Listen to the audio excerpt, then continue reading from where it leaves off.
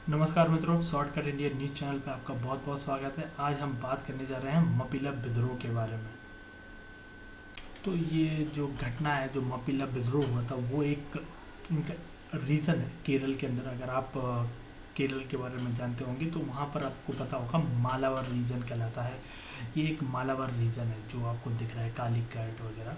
ठीक है, तो यहाँ पर ये एक विद्रोह हुआ था और ये विद्रोह एक्चुअल में स्टार्ट हुआ था अंग्रेज़ों के विरुद्ध।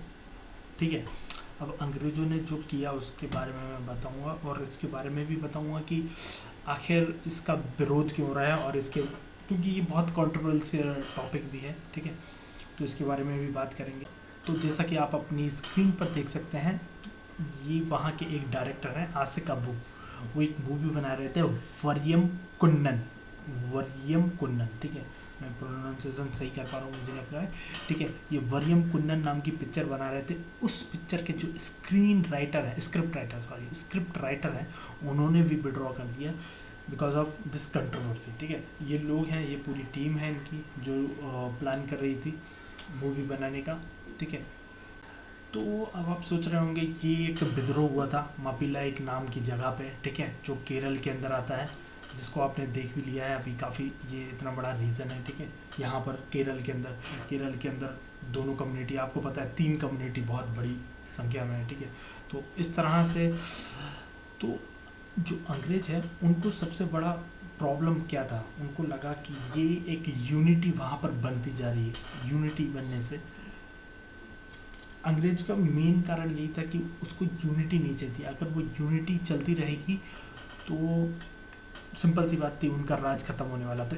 क्योंकि ये दंगे एक्चुअल में जो हुआ था, जो सब ये एक दूसरे के बीच में इन्होंने डिवीज़न डाला था, वो 1921 में हुआ था। तो आप सोच सकते हैं ये बहुत आज़ादी से बहुत सालों पहले की बात है। मतलब कितने साल, मतलब अभी शायद मेरी भी एज इतनी नहीं है जितनी, मतलब मान लीजिए 21 से 47 तक लेके जाइए तो 27-28 साल और जाती हो जाएगी।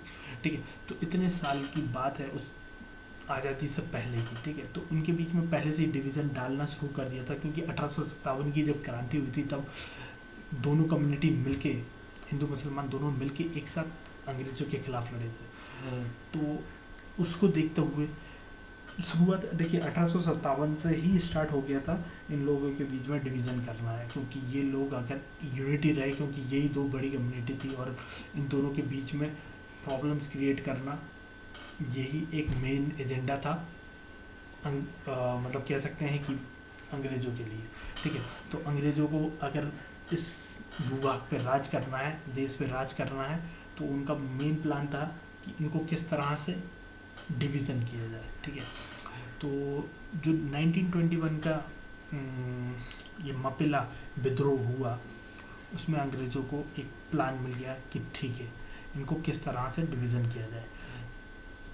इससे पहले एक्चुअली में अंग्रेज़ों ने क्या किया, ये रूल डिवाइड एंड रूल जो पॉलिसी है वो इधर अप्लाइड करते हैं, लेकिन उससे पहले उन्होंने क्या किया, जो मपिला यानी कि कह सकते हैं मालाबार रीजन है, वहाँ पर उन्होंने आइडेंटिफाई करना शुरू किया पहले कि यहाँ पर किस कम्युनिटी के पास कौन सा काम है। ठीक है, और ये देखिए मैंने आपको पहले बताया था, ये जो विद्रोह हुआ था वो अंग्रेज़ों के खिलाफ था। उसके साथ ही इसमें जुड़ गया कि जमींदारों के खिलाफ भी, जमींदार जो जिनको ब्रिटिश हुकूमत जो है, ब्रिटिश जो राज जो है वो उसको सपोर्ट कर रहा है, उनके खिलाफ ये किया गया था। लेकिन हालांकि ये जमींदार इंडियन ही थे तो इनके खिलाफ नहीं करना चाहिए था, जो कि एक सबसे गलत कह सकता हूँ कि मैं कि निर्णय हो सकता है इन लोगों का। और इसके मेन मुख्य जो विद्रोही थे, मतलब कह सकते हैं कि मुख्य विद्रोही वरियम कन्नन थे, वरियम कुन्नन, इन्हीं के नाम पे मूवी बन रही है। ठीक है, तो इनके नाम पे मूवी तो बन रही है, लेकिन मेरे को नहीं लगता कि इनके नाम पे मूवी बनना चाहिए, क्योंकि ये देखिए कंट्रोवर्शियल टॉपिक वाले लोग होते हैं तो उनके ऊपर बिल्कुल भी मूवी नहीं बनना चाहिए। उन्होंने नेगेटिव किया है, पॉजिटिव किया है, एक के लिए अगर हो सकता है। देखिए जब 2 कम्युनिटी की बात आती है तो उसमें कई बार ये होता है कि एक के लिए पॉजिटिव दिखता है, दूसरे के लिए नेगेटिव दिखता है, दूसरे के लिए नेगेटिव, एक के लिए पॉजिटिव। तो उस व्यक्ति के बारे में ज़्यादा अपन को डिस्कशन नहीं करना चाहिए, क्योंकि वो अल्टीमेटली किसी के लिए तो नेगेटिव ही होगा। ठीक है, तो पॉजिटिविटी लाने के लिए नेगेटिव चीज़ों को छोड़ देना चाहिए। तो ठीक है।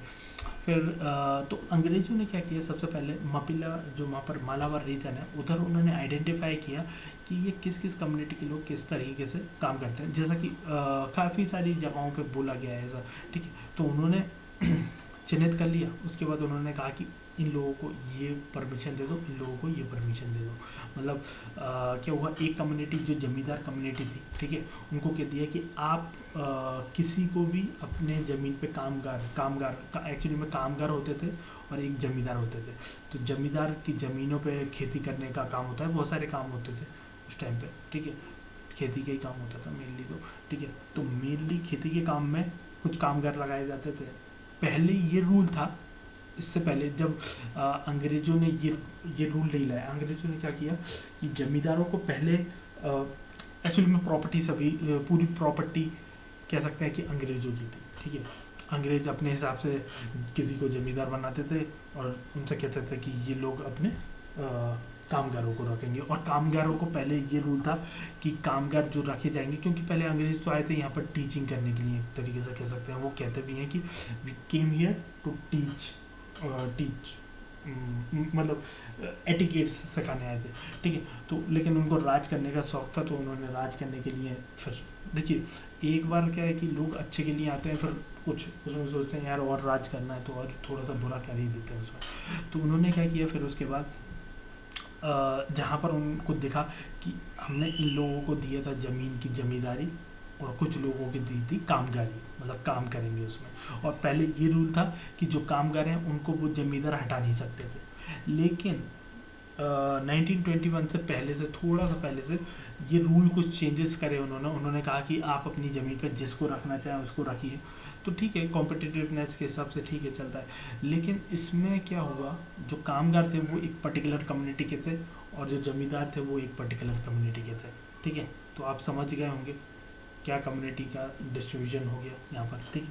तो जब इस तरह से हुआ तो जो कामगार हैं, क्योंकि कह सकते हैं जॉब किसका जा रहा है, उनका कामगार का जा रहा था, तो जब उनका जॉब जाने लग गया तो उन्होंने विद्रोह करना शुरू कर दिया।